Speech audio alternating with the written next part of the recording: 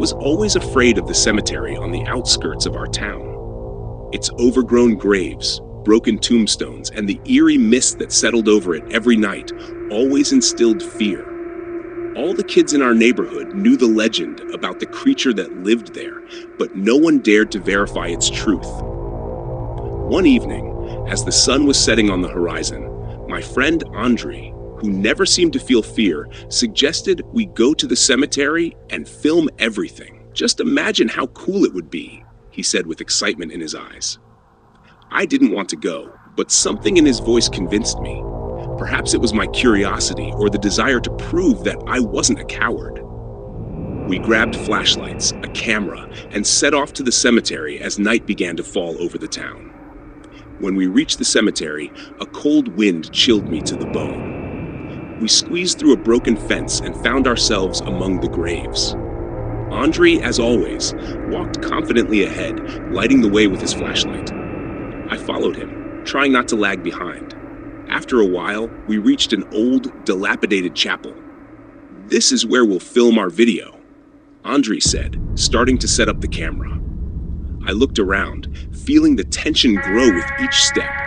Something felt off here. The silence was broken only by the sound of our footsteps and the wind's breath. Andre began to narrate the legend to the camera. "They say that among these graves lives a creature. It comes out only at night to hunt those who dare to disturb this place," he said confidently, though I sensed a hint of nervousness in his voice. Suddenly, we heard a strange noise, like a rustle. We froze, trying to figure out where it was coming from. Andre pointed his flashlight towards the source of the sound, but saw nothing. "It's probably just the wind," he said, though there was doubt in his voice. We continued filming, but the sense of unease didn't leave me. After a while, I heard the rustle again, but this time it was closer. I looked around and saw a shadow moving among the graves. "Andre, look!" I shouted, pointing in that direction. He turned the camera, but the shadow was gone. "We should leave," I said, feeling fear gripping me. But Andre just smiled. "It's just our imagination. Let's go a bit deeper," he replied and headed towards the center of the cemetery. I didn't want to be left alone, so I followed him. We walked among the graves when suddenly we heard a loud roar. It was so terrifying and unnatural that I almost fell from fear. Andre stopped and started turning around, trying to understand where the sound was coming from. We stood in the darkness, waiting for something unknown. Suddenly, a figure crawled out from behind the graves. It was large and beast-like, but its eyes glowed with red light. This was the creature from the legend. It slowly approached us, emitting roars that made my blood run cold. Andre began to back away, not taking his eyes off the creature. "Run!" he shouted, and we ran towards the cemetery exit. My heart pounded in my chest, and my legs almost gave way. I heard the creature chasing us, its heavy footsteps getting closer. We barely managed to jump over the fence and ran to the nearest house. Andre was panting and clutching his side. "We have to tell everyone about this," he said, but I just nodded. Fear still gripped my heart, and I couldn't utter a word. We returned home, but the fear didn't leave me. Andre, though still scared, kept insisting that we had to go back and film more footage. "This will be a sensation," he said with passion in his voice. But I knew that going back to the cemetery could be our last mistake. The next day, Andre came to me again with the camera in hand. "We have to try again. Maybe the creature will appear again," he said. I didn't want to do it, but his enthusiasm was contagious. We decided to go to the cemetery earlier, while there was still some daylight left. This time, we were better prepared. We took extra flashlights, spare batteries, and even a few crosses we found in an old closet. We headed to the cemetery when the sun was just beginning to dip below the horizon. As we reached the place, my heart started beating faster again. We climbed through the fence and stopped by the chapel. Andre started filming again, talking about our previous encounter with the creature. "This time we're ready. If the creature appears again, we'll know what to do," he said, trying to convince not only the viewers, but also himself. We walked deeper into the cemetery, as the sun almost disappeared below the horizon. Darkness quickly enveloped us, and each step became more anxious. I held the flashlight, trying not to look at the graves around us. Suddenly, we heard the same roar as before. It was loud and terrifying, making my heart stop. Andre pointed the camera towards the sound, and we saw a shadow appear from behind the graves. It moved slowly closer, and I felt the hair on the back of my neck stand up. "Stay close," Andre said, and we began to move back, not taking our eyes off the shadow. The creature appeared before us again.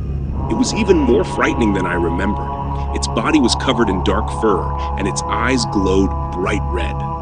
It slowly approached, emitting sounds that made me tremble with fear.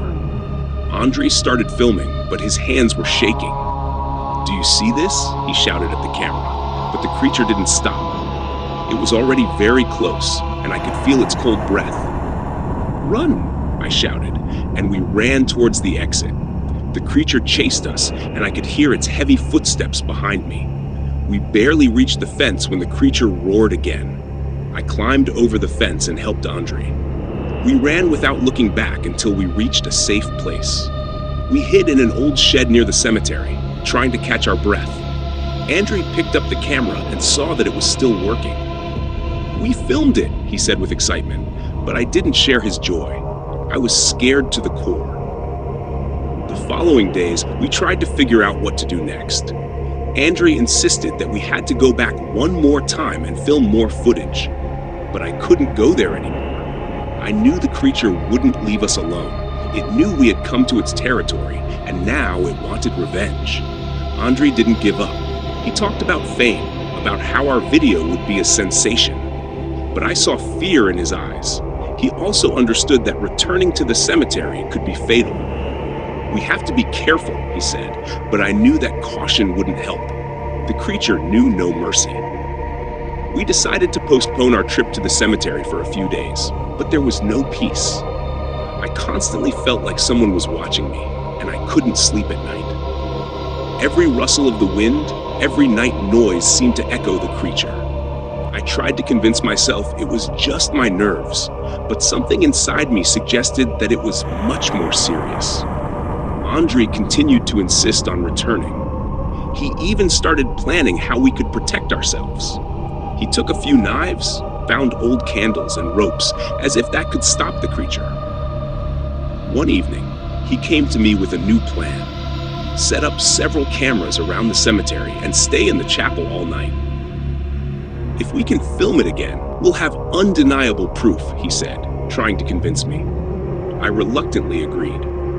We went to the cemetery earlier to set up the cameras while there was still some daylight left. Each step seemed to echo too loudly in the dead silence. We placed the cameras on trees and near graves, set them to night mode, and returned to the chapel where we planned to spend the night. Darkness enveloped us, and the fear returned with new strength. We sat in the chapel, holding flashlights and knives, trying not to fall asleep. I could hear Andre breathing heavily next to me. Time dragged on slowly, and each minute felt like an eternity. Suddenly, we heard the same roar as before. It was loud and terrifying, making us jump. "It's here," Andre whispered, and we directed our flashlights towards the sound.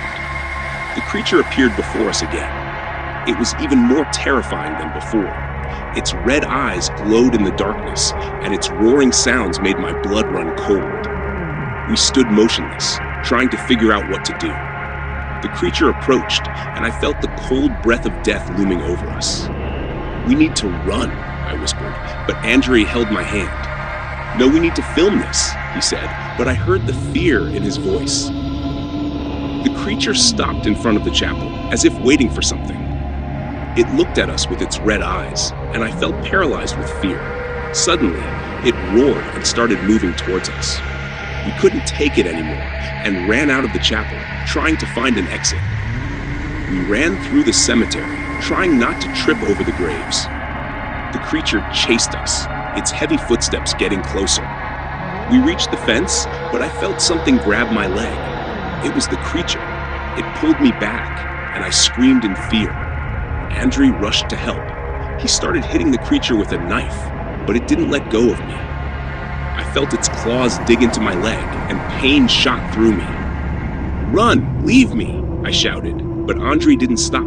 He kept hitting the creature until it finally let go of me. We climbed over the fence and ran to the nearest house. I felt the blood flowing from my wound, and the fear still gripped me. Andre helped me get home, where we bandaged my leg. The next day, we reviewed the footage from the cameras. The video showed the creature appearing among the graves and following us to the chapel.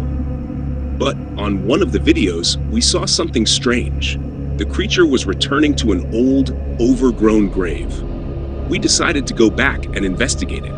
When we reached the grave, we saw that it was old and covered in moss. We began to dig and found an old chest.